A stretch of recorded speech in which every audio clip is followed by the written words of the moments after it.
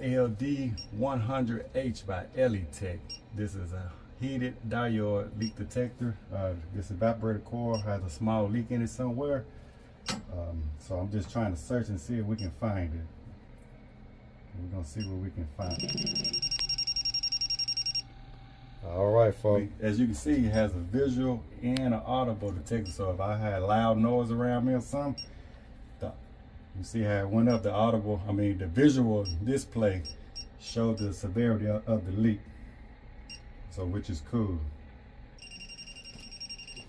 If you had that die.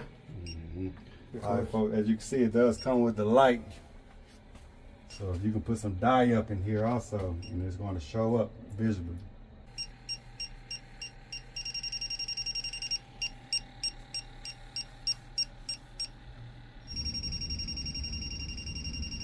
That's it right there.